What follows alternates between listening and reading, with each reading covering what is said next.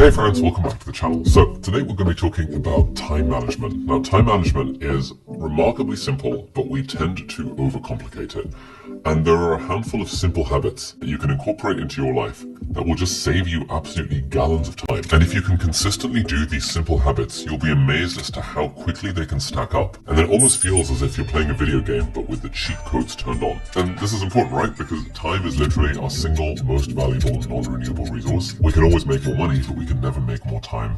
Okay, let's start with the calendar. Now, back when I first started medical school, I didn't really use a calendar for anything. I would just sort of look at my timetable on the PDF or on my phone or whatever, and I'd know exactly what lectures I have or what supervisions I have. Now, this was a real problem because I wasn't using a calendar, so I was just forgetting all of this stuff, and I'd forget to look at the thing, I wouldn't have any notifications turned on, and that's basically like level 0, where you don't use a calendar for anything.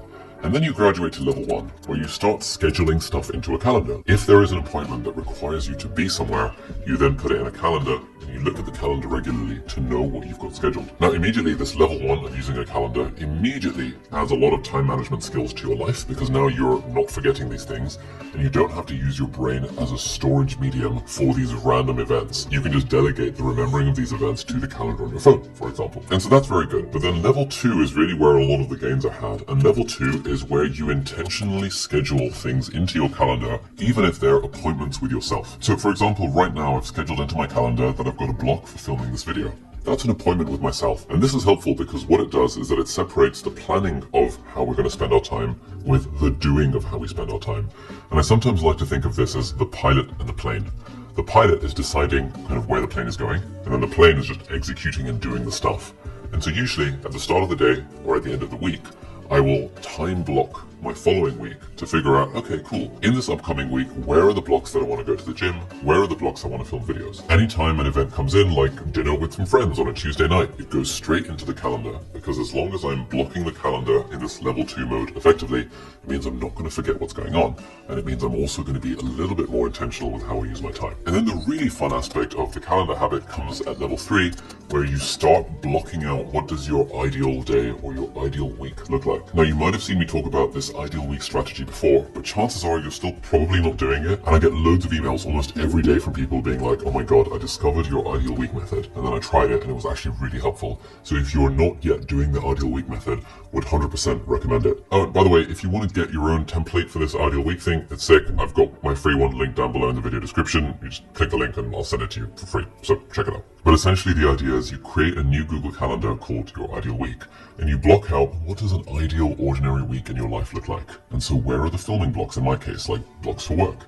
When do you want to have lunch? When do you want to wake up? When do you want to go to the gym? When do you want to do date night? When do you want to see your friends? When do you want to see your family? And then where are the empty blocks? Like if you want to take guitar lessons or piano lessons or learn to code, where is that going to fit in? And the way I think of this is that you can look at someone's ideal week to see what are their intentions, and then you can look at their actual calendar to see what's their reality. And managing our time effectively is bridging this gap between what we intend to do and what we actually do. And so whatever level you're at with your time blocking and with your calendar, I would suggest see what you can do to level up just a little bit. And if you can get to the point where you have your ideal week and broadly it matches your actual week, now you've really supercharged your time management and unlocked a whole new level of meaningful productivity. All right, habit number 2, I'm going to call the Feel Good Productivity habit, because that is the title of my new book, Feel Good Productivity, How to Do More of What Matters to You. That'll be linked down below if you want to check it out. But really the core thesis of the book, and this is really the habit that this whole book is about, is how do I find a way to make my work generate energy rather than drain my energy? Because often when we think we have a time management problem,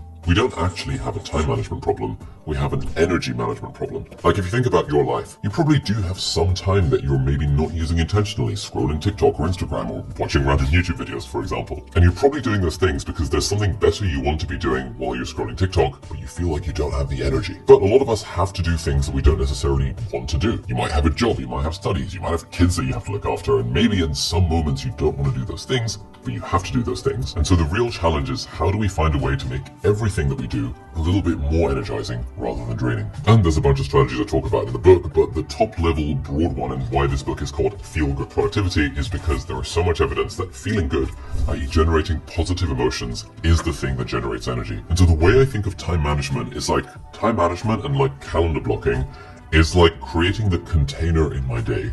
But then the energy is me filling that container with the stuff that I actually want to do.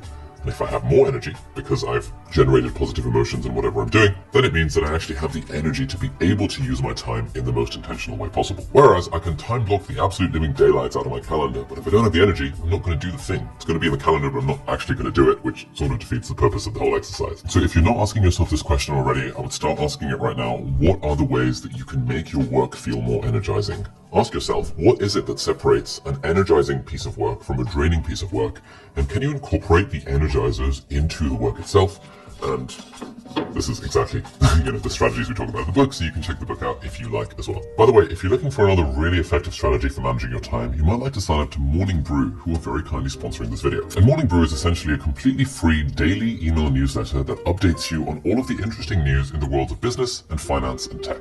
And so if, like me, you're interested in those topics, you might as well sign up to Morning Brew. It's free, it's really entertaining, and it gives you this news in an engaging and non-boring way. For example, Morning Brew is how I'm personally keeping up to date with all the stuff going on with Threads and figuring out, is that a platform that we want to get on? It's how I'm keeping up to date with the world of AI and seeing, is there any interesting AI stuff that I can incorporate into my own business and my life to make me more productive, to help me use my time better? There's over 4 million professionals that read Morning Brew every single day. It is 100% free. It takes less than 10 seconds to sign up, and if you do sign up, it also helps support the channel, so there's no reason not to try it. So head over to the link in the video description, or go to morningbrewdaily.com/Ali, and you can sign up completely for free, and you can check it out. It's an absolutely sick newsletter, so thank you so much, Morning Brew, for sponsoring this video. But I want to tell you now about my personal favorite way of doing this, and that is habit number 3, which I call the adventure habit. Basically, the idea is at the start of every day, you want to ask yourself, what is the most important task that I need to get done today? If you can focus your time and energy towards just that one important thing,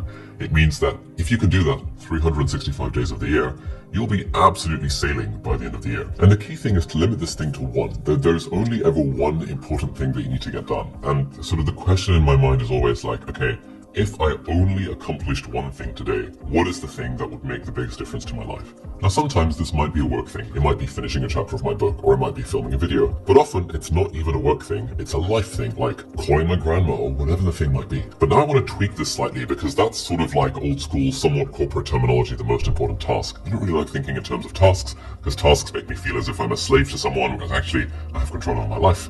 And even if I don't have control of my life, I prefer to think that I do have control over my life. And so instead, the way I phrase this is, what is today's adventure going to be? And in my mind, this phrasing of adventure is like this is the quest I'm embarking on. This is like the cool thing I'm going to do. What's today's adventure? And the first chapter of this book is called Play. And it's all about how framing our work in the language of play actually brings out this whole positive emotion, this whole feel-good vibe to our work. Crucially, even if the work is really, really boring, you can convince yourself and you can sort of hack your mindset into believing that you're playing rather than you're sort of grinding away and working. So that's level 1 of doing this. Ask yourself, what's today's adventure going to be?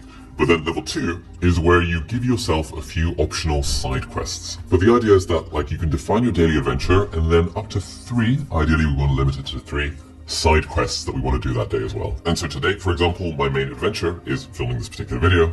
But then the side quests, I usually like to split up into work, health, and relationships, just to make sure I've got a little bit of balance in my life. So my work side quest is I need to write an issue of my email newsletter.